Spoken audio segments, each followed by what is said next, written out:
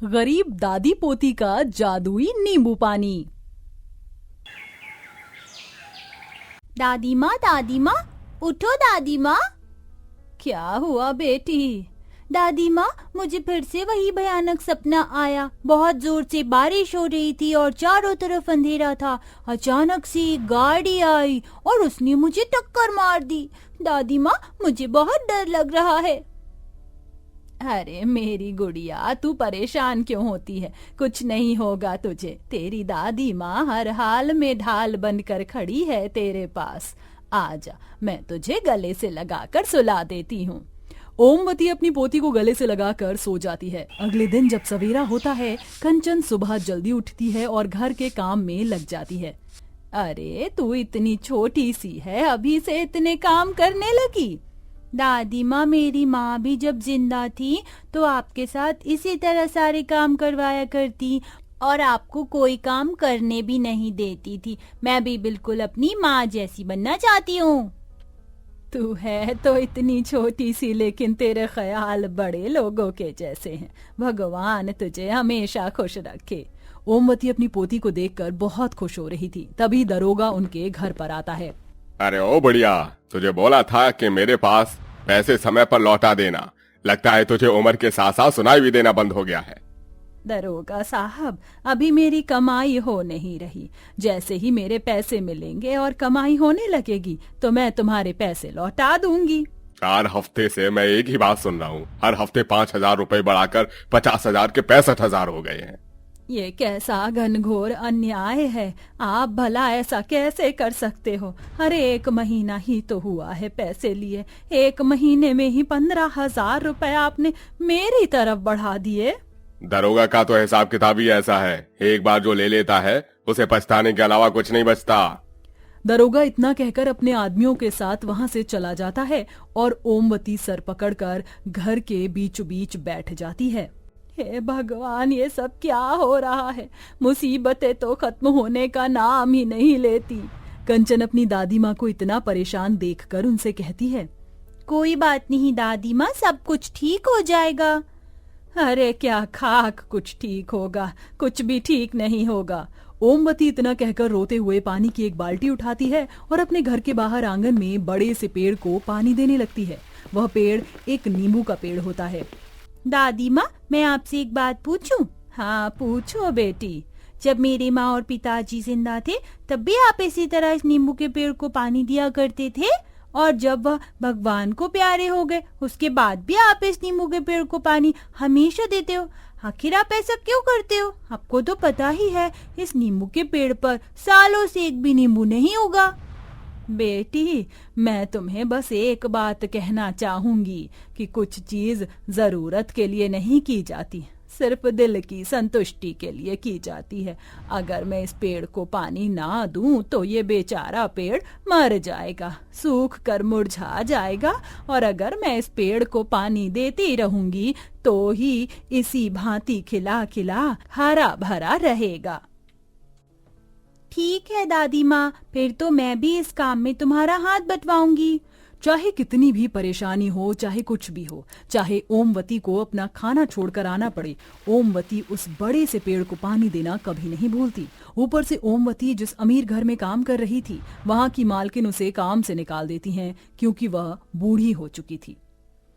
देखो, तुम्हें काम करने में बहुत समय लगता है और ये अब मैं और बर्दाश्त नहीं कर सकती हूँ।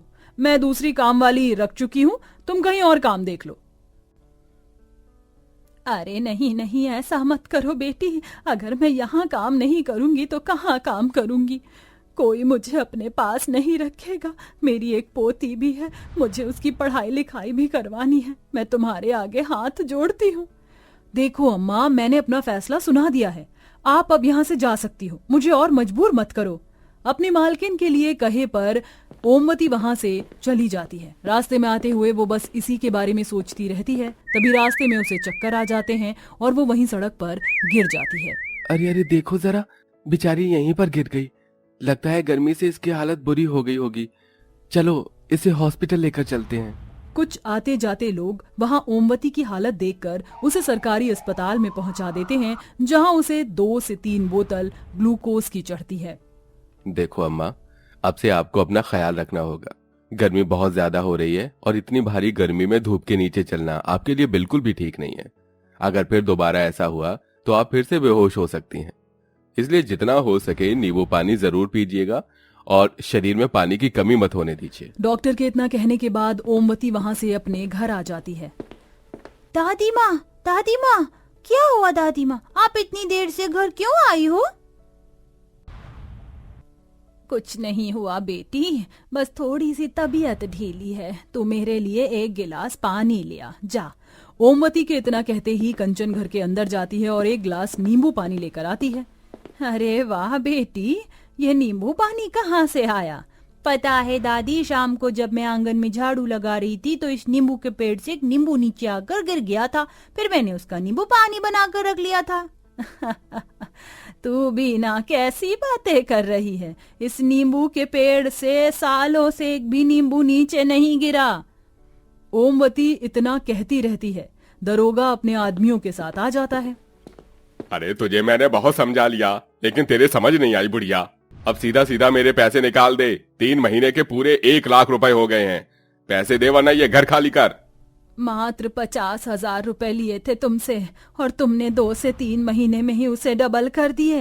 अरे इस तरह कर्ज थोड़ी ना जाता है। और इस घर के अलावा हमारा और कोई ठिकाना नहीं। अब यहाँ से कहाँ जाएंगे? ये मेरी परेशानी नहीं है। चलो लड़को, काम पर लग जाओ। दादी पोती का सारा सामान निकाल कर बाहर फेंक दो। इस तरह दरोगा अपने आदमियों के साथ उनका सारा सामान निकाल कर घर से बाहर फेंक देता है, जिसके बाद दादी पोती अपना ये तमाशा देखकर नींबू के पेड़ के नीचे बैठकर रोने लगती हैं। हे भगवान, ये क्या से क्या हो गया? पहले मुझे नौकरी से निकाल दिया और अब दरोगा ने हमें घर से बाहर कर दिया। अब कहाँ जाएं? हमारा तो कोई ठिकाना ही नहीं। दादी, आप क्यों रो रही हो? आप मत रो। तभी उन्हें एक आवाज आती है। मेरे रहते तुम लोगों को परेशान होने की जरूरत नहीं है। ये आवाज कहाँ से आ रही है? तभी नींबू के पेड़ के मुंह, आंख, नाक बन जाते हैं।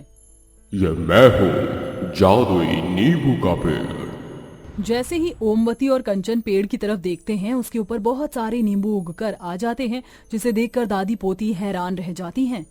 एक पेड़ कैसे बात कर सकता है? मुझे अपनी आंखों पर विश्वास नहीं हो रहा। दादी माँ, मुझे तो बहुत डर लग रहा है। मुझसे डरो मत, मुझे तुम्हें कोई खतरा नहीं। मैं तुम्हें कुछ नहीं करूंगा, बस मदद करने आया हूँ। इतने सालों से आप मुझे जीवन वरदान देते रहे, अब मैं आपको कुछ देना चाहता हूँ। आज से मेरे जादुई पेड़ के नींबू आपके हुए। इतने सारे नींबुओं का हम लोग क्या करेंगे? वही करना जो आज कंचन ने किया, नींबू पानी बनाना और उसे बेचना। गर्मी बहुत है, लोग नींबू पानी जरूर खरीदेंगे। और वो कोई मामूली नींबू पानी नहीं, बल्कि जादुई नींबू पानी से बना नींबू पानी होगा, जिसे पीने के बाद लोगों का और पीने का मन करेगा।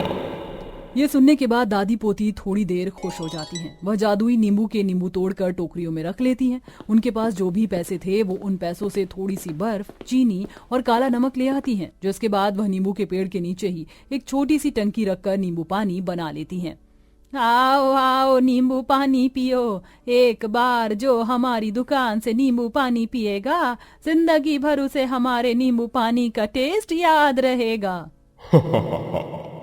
दादी माँ, आपको तो लोगों को बुलाना भी नहीं आता। मैं बुलाती हूँ। इतना कहकर कंचन आवाज लगाती है। आओ आओ आओ, 10 रुपए में 2 ग्लास नींबू पानी पी जाओ। इस ऑफर का हर कोई फायदा उठाओ।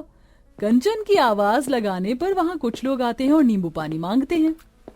एक के साथ एक नींबू का पानी का गिलास फ्री। मात्र 10 रुपए में। अरे जरा हमें भी तो पिलाओ।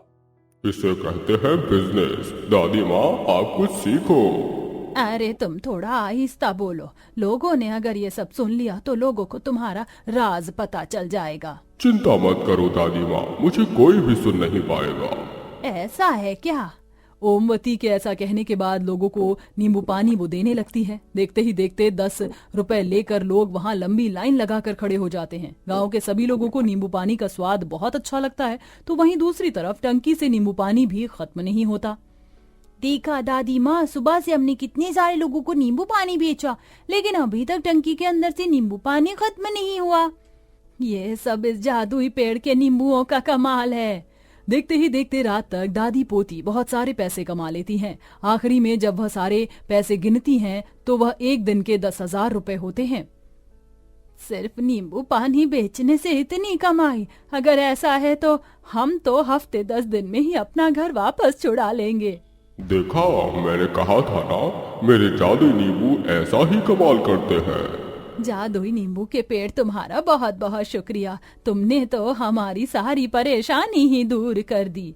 अब इस तरह दादी पोती नींबू पानी बेचकर खूब पैसे कमाती हैं और बहुत जल्द दरोगा को उसके पैसे देकर अपना घर भी छुड़वा लेती हैं, जिसके बाद वह अपने घर में एक टीवी, फ्रिज सब कुछ खरीद कर लाती हैं और घर के मरम्मत भी करवा लेती हैं। अब उनकी सारी परेशानी दूर हो जाती है और वह अपने घर में खुशी खुशी रहने लगती हैं।